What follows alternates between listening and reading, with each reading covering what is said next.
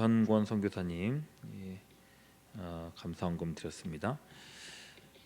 빌립보서를 우리가 계속 보고 있죠. 이 책은 단연 기쁨의 책입니다. 4장으로 이루어진 이 짧은 편지에서 이 기쁨이라는 단어가 8번 반복되는데요. 그 중에 3번은 기뻐하라라고 하는 이 직접적인 명령입니다. 신앙인의 중요한 특징 중에 하나가 기쁨이라는 겁니다. 데살로니가전서 5장 16절에서 18절 많이 듣는 말씀이죠. 항상 기뻐하라, 쉬지 말고 기도하라, 범사에 감사하라. 이것이 그리스도 예수 안에서 너희를 향하신 하나님의 뜻이니라. 예수 안에서 우리를 향하신 하나님의 뜻 3가지를 말씀하시는데 그 첫 번째가 항상 기뻐하라라는 것입니다. 꼭 이 명령으로 말씀하세요. 예수 믿는 사람이면 기뻐하는 것이 당연하다는 거예요. 바울이 이렇게 명령하고 말할 수 있는 자격이 있는 것이 바울 자신이 항상 기뻐하는 이 표본이 되기 때문입니다. 노년의 바울은 지금 감옥에 갇혀 있습니다. 평생 하나님 위해서 살아온 사람이에요. 수많은 교회를 세웠고 그 교회를 세우느라 엄청난 거리를 여행하고 다녔습니다. 강도를 만나고 대적들을 만나고 어떤 곳에서는 돌에 맞아서 거의 죽었다가 살아났습니다. 평생을 그 고생을 한 거예요. 그랬으면 적어도 노년에는 좀 대우를 해줘도 괜찮지 않습니까? 근데 그런 게 어디 있어요? 감옥 안에서 지금은 죽음을 기다리고 있을 뿐입니다. 아마도 바울은 자신이 어떻게 죽을지도 예상하고 있지 않았을까? 저는 그렇게 생각합니다. 왜 바울이 참수형으로 죽었다고 하죠? 순교했다고 하죠? 17절에 보시면요. 만일 너희 믿음의 재물과 섬김 위에 2장 17절이죠. 내가 나를 전제로 드릴지라도 나는 기뻐하고 너희 무리와 함께 기뻐하리니 이렇게 말씀했어요. 전제로 드린다는 말씀이 나왔어요. 이 포도주나 피를 쏟아서 붓는 그런 제사입니다. 마치 참수형을 당하고 피를 쏟는 그런 그림을 빗댄 느낌이죠. 이 전제라고 하는 표현이 신약 성경에서 단 2번 나오는데요. 오늘 말씀에서 1번 나오고 그리고 바울의 마지막 편지의 마지막 페이지인 데살로니가전 후서 4장 6절에서 또 1번 나옵니다. 전제와 같이 내가 벌써 부어지고 나의 떠날 시각이 가까웠도다. 우리라면 평생 주님 위해서 살고 평생 주님 위해서 헌신하고 살았는데 내가 이 나이가 되어서 늙어서도 이런 대우를 받는가라고 원망할 것 같은데 바울은 오히려 그 순교의 시간을 갈망하고 있는 것 같습니다.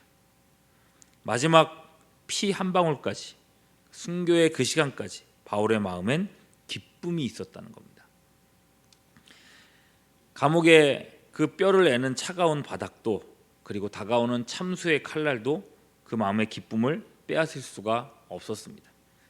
바울이 말하는 기쁨은 기뻐해야 할 이유가 있어야 기뻐하는 그런 세상의 기쁨이 아니었습니다. 사방을 둘러봐도 기뻐할 이유가 없는 그곳에서도 절망만 가득할 수밖에 없는 시간 속에서도 빼앗기지 않는 마르지 않는 기쁨이었습니다. 그런 바울이 말하는 거예요. 나의 형제들아 주 안에서 기뻐하라. 1절이죠. 여러분 어떻습니까? 이러한 기쁨이 있으십니까? 나를 믿는 자에게는 그 배에서 생수의 강이 넘치리라 라고 말씀하셨는데 여러분의 마음에도 샘솟는 듯한 그런 기쁨이 있으십니까? 1절 후반절에서 너희에게는 같은 말을 쓰는 것이 내게는 수고로움이 없고 너희에게는 안전하니라 그랬어요. 내 신앙이 지금 괜찮은 상태인가? 그걸 점검할 수 있는 바로미터가 기쁨이라는 거예요. 이게 없으면 자기 신앙을 점검해야 될 때가 됐다는 겁니다. 그렇다면 여러분 성도의 기쁨을 빼앗는 가장 큰 적은 무엇인가? 2절 보시죠. 개들을 삼가라 그랬습니다. 갑자기 개가 나왔어요. 개가 문제라는 거죠. 물론 이 개는 집에서 키우는 그런 개를 말하는 게 아니에요. 어떤 부류의 사람들을 빗대어 말하는 겁니다. 그럼 여러분, 성경에서 주로 누구를 개라고 부릅니까? 유대인들이 이방인들을 부를 때에 이 개라는 표현을 종종 사용합니다. 예수님께서 이 딸의 병을 고쳐달라고 간청하는 이 가나안 여인에게, 이방인 여인에게 이런 말씀을 하신 적이 있습니다. 마태복음 15장 26절, 자녀의 떡을 취하여 개들에게 던짐이 마땅하지 아니하니라. 충격적인 말씀이에요. 물론 예수님께서 그 여인을 개로 여겼다, 그건 아닙니다. 당시 유대인들의 생각으로서 여인을 시험하셨던 거죠. 아무튼 이 개는 유대인들이 이방인을 지칭하는 말이었습니다. 그런데 말입니다, 오늘 말씀을 보세요. 개들을 삼가라 그랬죠. 그리고 그 다음에 나오는 말씀, 행악하는 자들을 삼가고 몸을 상해하는 일을 삼가라 그랬어요. 그러면 행악이나 특히 몸을 상해하는 일은 뭔가? 3절에 보시면요, 하나님의 성령으로 봉사하며 그리스도 예수로 자랑하고 육체를 신뢰하지 아니하는 우리가 곧 할례파라 그랬어요. 여기서 할례를 말씀하시네요. 그러니까 2절에서 몸을 상해하는 일은 뭔가? 할례예요. 할례. 그럼 여러분 보십시오. 당시 상황에서 할례 받은 사람이다 라고 하면 누굴 가리킵니까? 유대인들이에요. 바울은 이방인을 지칭하는 이 개라고 하는 표현을 역으로 유대인에게 적용하고 있습니다. 하나님과 상관없는 사람들, 하나님의 유업을 받지 못할 사람들, 그게 옛 언약의 백성들, 유대인들이라는 겁니다. 그들은 할례를 구원의 표시라고 생각합니다. 할례는 모든 이 율법을 대표하는 그런 표현이죠. 유대인들은 율법이 구원이라고 생각합니다. 육체 행위가 구원의 기준이라고 여겨요. 유대인들은 율법을 가지고 있는 민족입니다. 거기서 착각하는 게 있죠. 율법을 가지고 있으니까 율법을 지키고 있다고 착각하는 겁니다. 할례를 포함한 몇 가지 일만 하면 아브라함의 자손이다 생각한 겁니다. 그게 바울이 도전해요. 그래? 율법을 지키면 아브라함의 자손이라고? 그러면 나만큼 율법에 부합한 사람이 얼마나 있었을까? 5절부터 나오죠. 나는 태어난 지 8일 만에 할례를 받았고 베냐민 지파로 정통의 혈통을 가진 사람이다. 율법으로는 바리새파로 가장 율법을 철저하게 지킨 사람이다. 나는 율법에 흠이 없는 사람이었다. 그런데 그렇게 완벽에 가깝게 살았는데 그 옛날에 그 바울의 마음속에 만족이 있었는가? 기쁨이 있었는가? 없었다는 겁니다. 사실 이런 말씀이요, 어떻게 보면 우리에겐 큰 감흥이 없을지 모릅니다. 왜냐하면 우리가 바울처럼 율법대로 살아보려고 바울처럼 몸부림쳐 본 적이 거의 없기 때문에 그렇습니다. 그렇다고 뭐 그 헛된 가정을 겪어봐야 된다, 그런 건 아닙니다. 말씀 전하는 목사가 목회 잘하려면 세상의 경험도 해봐야 된다는 말이 궤변인 것처럼 성도가 믿음의 길로 가기 위해서 굳이 옛 율법의 길을 경험할 필요가 없어요. 그건 이미 선배들이 다 한 일들입니다. 마틴 루터 같은 사람이 그랬죠. 중세시대 가톨릭이 타락하고 온통 행위구원으로 점철돼 있었던 그때에 가톨릭 사제였던 마틴 루터는 가톨릭이 제시했던 모든 그 율법적인 행위들을 다 행했습니다. 거친 계단을 무릎으로 오르며 기도하는 수행이 있었는데 대부분의 수도사들이 감당하지 못했던 일들인데 루터는 무릎에 피가 범벅이 되도록 그 일을 수행했습니다. 완수했습니다. 당시 모든 수도사들이 혀를 내두를 정도로 이 모든 그 행위의 율법에 정진했던 사람이 루터입니다. 그런 루터의 고백이 이거예요. 그곳에서 구원의 기쁨이나 감격을 찾을 수가 없었다는 것입니다.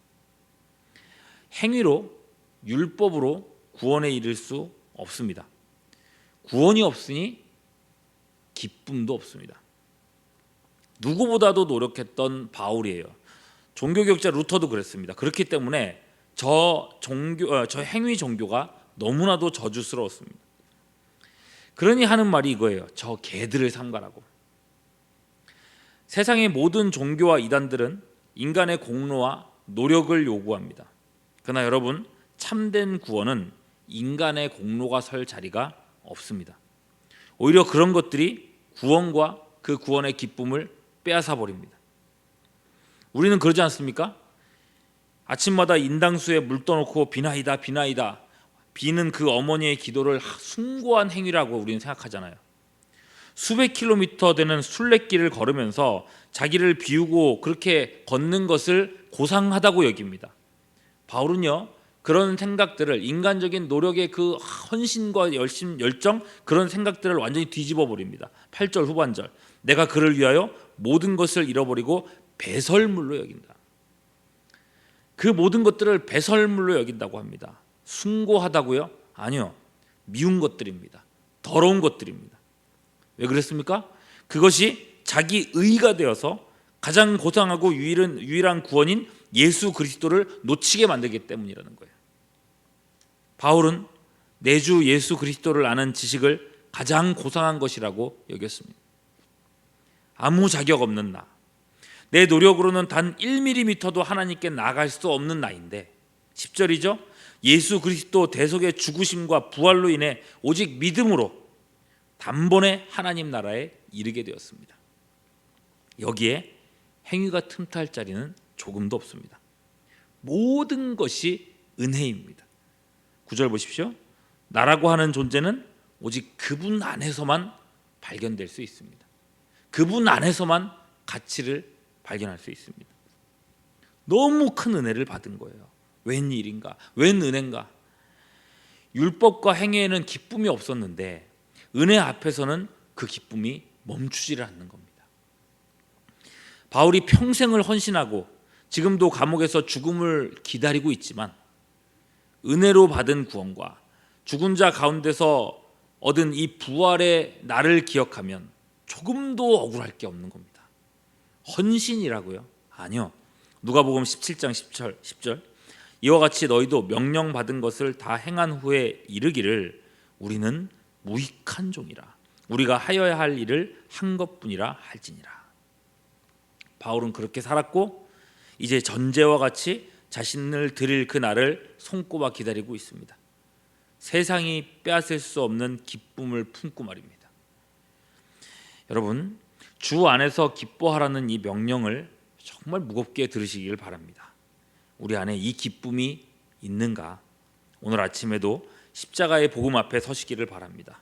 죽으시고 부활하신 예수님을 묵상하고 그분을 만나면서 세상이 결코 빼앗을 수 없는 그 기쁨을 회복할 수 있기를 주님의 이름으로 축원합니다. 기도하겠습니다.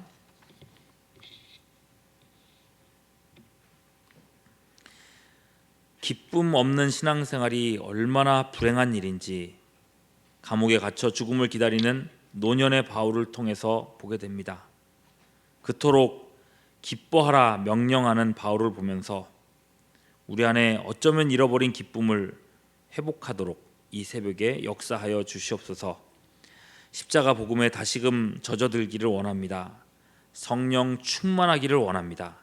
주님, 오늘 아침에 역사해 주시어서 마른 뼈들처럼 갈급한 우리 심령을 은혜의 단비로 회복시켜 주시옵소서. 오직 주님을 의지하오며 우리 구주 예수 그리스도의 이름으로 기도하옵나이다. 아멘. 지금은 우리 구주 예수 그리스도의 크신 은혜와 거룩하신 하나님 아버지의 극진하신 사랑하심과 성령님의 교통하심이 함께 예배드린 모든 주의 권속들 위에 이제로부터 영원토록 함께 하시옵기를 간절히 축원하옵나이다.